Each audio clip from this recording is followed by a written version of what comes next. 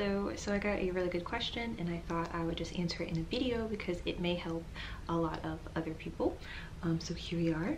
I'm back to protective styling. I have my hair braided up and I have a wig on. I know, random. But I guess I will get into the question. My question is, would the syringe method even out knuckles, elbows, and feet? I find when I've had the IV injection, I had to surface white for those areas.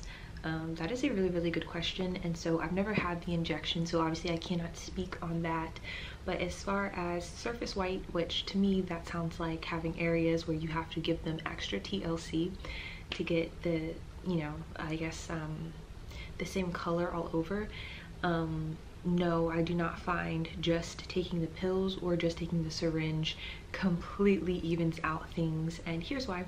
So this picture was taken, let me see, yesterday, or it was the day before, and I was just showing just how, like, you can still tell, like, there's difference in color. Like, you can see different color in the middle versus all around, and it almost looks, you know, speckled. So everything is not the same color, and I think these pictures are, you know, a really fair representation of where my skin is at right now.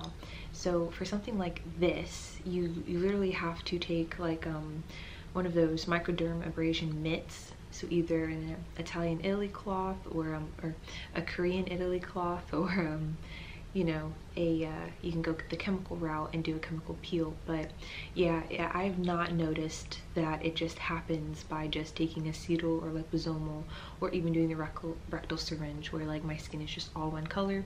Those problem areas still have to be worked on, and even though I'm showing you guys a bit of my arm, usually, like, you know, arms aren't really a problem area. Usually it's, like she said, knuckles, feet, or knees. Knees are a big problem.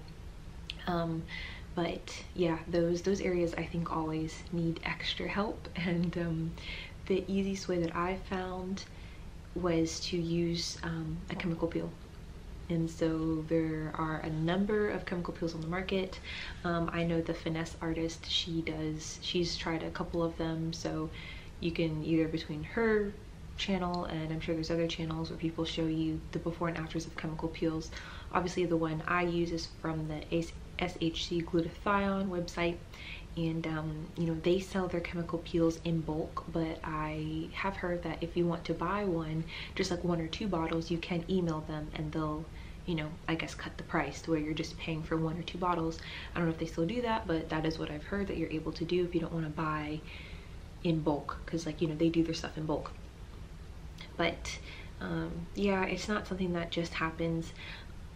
The same kind of like with lips. To get the lips lighter, one of the biggest things I've noticed is that you can make scrubs, like with like pure vitamin C, just like the powder, or what is another one that I had used in the past? It was like a licorice root and beetroot type of thing, and in some of these you can even like add glutathione or MSM to it just to make it kind of abrasive. But what I'm saying is, you had to make it abrasive, so it had to be something where it takes off that old skin, because it doesn't just happen on its own. So it's pretty normal to have patches of area or skin that is just still darker or hasn't completely, you know, switched over, and you literally have to like help your skin out. That's why using a strong topical is the most helpful. So like on the Naturally Me by Karen website, like she has a lot that are like a mixture of like kojic acid soap, the alpha hydroxy acid, among like other stuff, the bearberry extract, and like it's like it's quite a, you know, it packs the punch is what I'm trying to say. She even does the other one, I'm trying to think of that one, lactic acid. Like she has that in, like, you know, high percentages of it, because if you're trying to get it just like over the counter, like at a Walgreens or like at a Walmart, like a lot of these lotions aren't strong enough to like do what they're supposed to do, like with like the cell turnover. And so I guess if you wanted to just bypass that, just like do like a chemical acid peel, but you can only do so many peels, and the peels, they do take a while. So it's like you're gonna be peeling for like 2 weeks, if not longer. I think the longest I peeled for was like 17 days. So not everyone wants to do those constant peels because there is kind of like, I don't want to say a time out, because you can still go to work, you can still do everything, but you're going to be hiding your skin a lot. And so, because you're going to be shedding it like you're like a chameleon or something, or a snake. It's insane. So using something like a high percentage lactic acid, or you know, one of the lightening serums like that is on her website, like sometimes like that is just, that's the easiest method, and you can use that like every day, or you can use it every other day, because yeah, some of them are kind of strong, but they will help you with those areas, because sadly it doesn't just happen on its own. And yeah, your skin needs a little bit of help. But I hope those pictures are nice and clear, because like I know when I'm on camera it's like it's definitely harder to see everything versus like close up in like a picture like that, like I just took that like 2 days ago. That can like definitely show you like a high resolution picture of like what it's looking like, and that's quite normal, sadly. It doesn't just happen overnight. I do really want to do a chemical peel. I have all of my stuff ready to do a chemical peel, but it's just the time out for it. I don't want to take the time out. Like I don't want to be shedding my skin everywhere for like 14 to 17 days. So if you like have like a quarantine or something like that coming up, or you just know you're not gonna be going out a lot, or you're okay with wearing like long sleeves and long pants for like 14 days or something, then those are like the perfect time to do it. Because most people, like, you know, we like to show our skin and enjoy it. Another thing, we're fastly approaching warmer weather. I have not been wearing SPF. I'm really awful with SPF.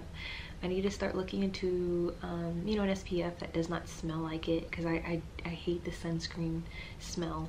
But it's about that time again. The sun is beating down in Florida, and you know, I do what I can to stay out of it, but you know, driving is a huge one, especially if you do not have tinted windows. Like, yeah. So I hope you guys had a good winter and a good, you know, those cold months of staying bundled up, because like if you live in a warmer climate, then yeah, it's getting about that time again where you have to like watch out. Though one of the things is like, don't like pass up like chances like to go to the beach or to go do things on the water, or you know, outdoor activities, because like it is really important to still like live your life and have fun.